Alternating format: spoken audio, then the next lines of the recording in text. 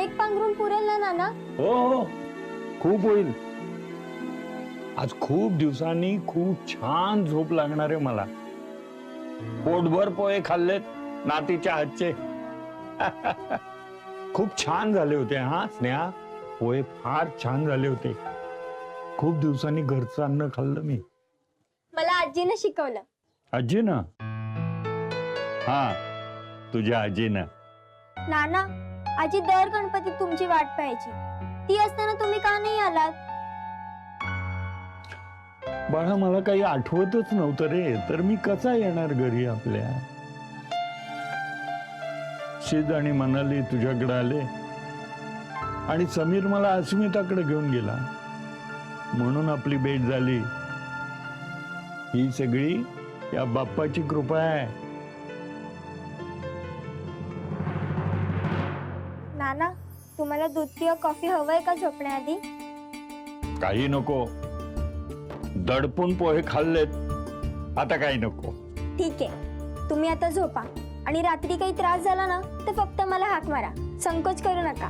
संकोच कसला? हा, अरे तू माझी नात आहेस आणि आपण घरात आहोत, है की नाही? नाना, तुम्ही मला कधी सोडून जाणार नाही ना? आता माझं रामनाम सत्य होईल त्याच वेळेला मी तुला सोडून जाणार. तुम्हीच असं बोलणार असाल ना तर माझ्याशी बोलूच नका. बर बाई, चुकलं माझं. अगं माझं चुकलं.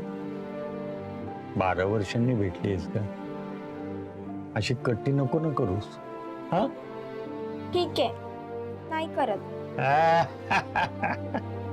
तुम्ही आता झोपा. मी पाणी आणून ठेवते, म्हणजे रात्री ताण लागली की तुम्हाला उठून जायचा त्रास नको. आधी.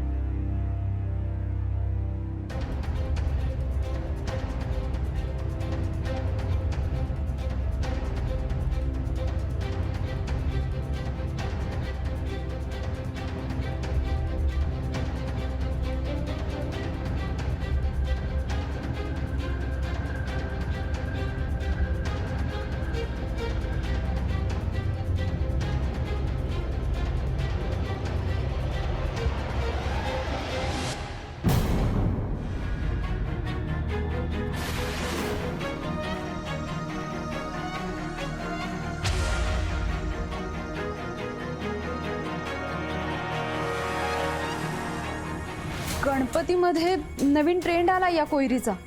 नक्कीच यात हळदी कुंकू असणार.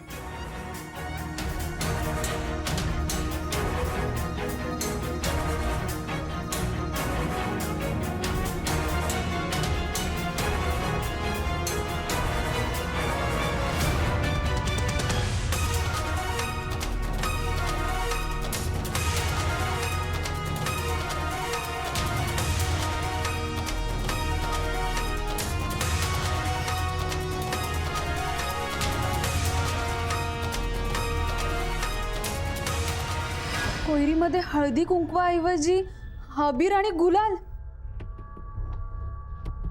हा कोणीतरी ना विचित्र माणूस आहे.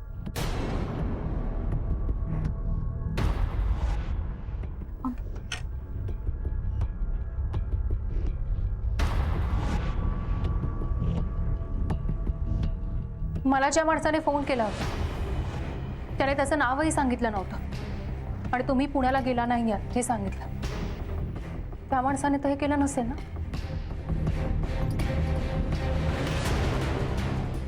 मॅडम, काल राकेश समीर येण्याआधी ना 2 वेळा बेल वाजली.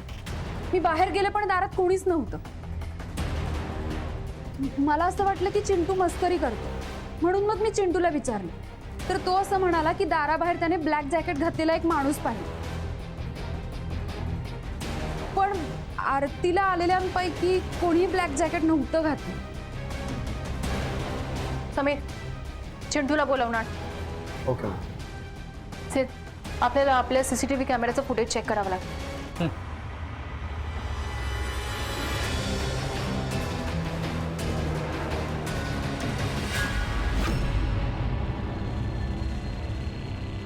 चिंटू, आमच्या दारावर 2दा बेल वाजवून गेलेला कोण होता? त्याला ओळखू शकशील तू?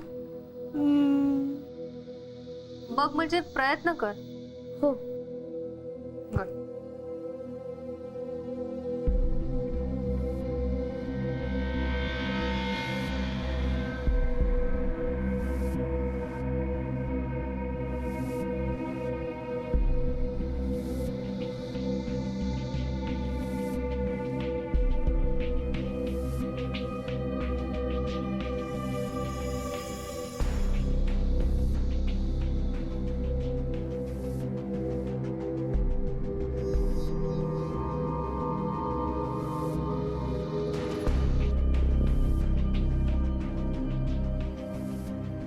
मॅडम, हे तर सगळे आपल्या सोसायटीतलेच दिसतात. हे तर जोशी काका एविंग मध्ये राहतात.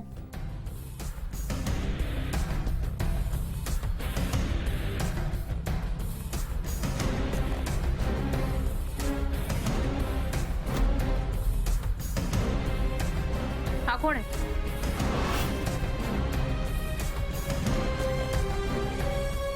याचा चेहरा दिसत नाहीये. झूम करून बघते.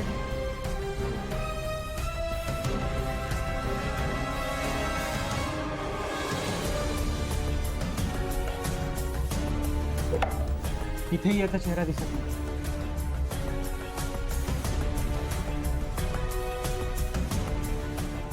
मॅडम, यानेच बॉक्स ठेवला आहे, कारण सगळ्यात आधी घराबाहेर हाच पडला.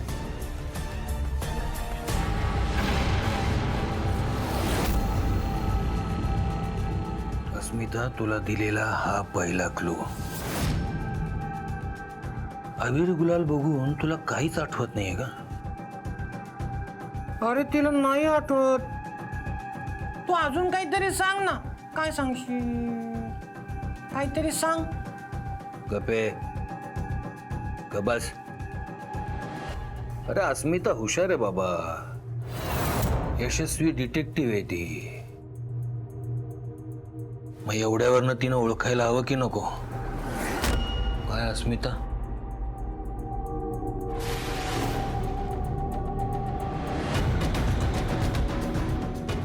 डिअर अस्मिता, मी तुला भेटत राहीनच, वेगवेगळ्या पद्धतीने, अदृश्यपणे. पण जोपर्यंत तू मला ओळखत नाहीस तोपर्यंत मी तुझ्या समोर येणार नाही. आता बघू तू मला कधी ओळखतेस. की ओळखतच नाहीस. बघू.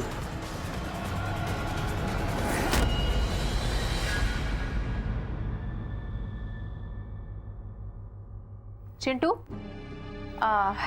आता तू घरी गेलास तरी चालेल. थँक्यू. ओके. पण तुम्ही विसर्जनाला निघाल ना तर मला नक्की बोलवा. नक्की. पण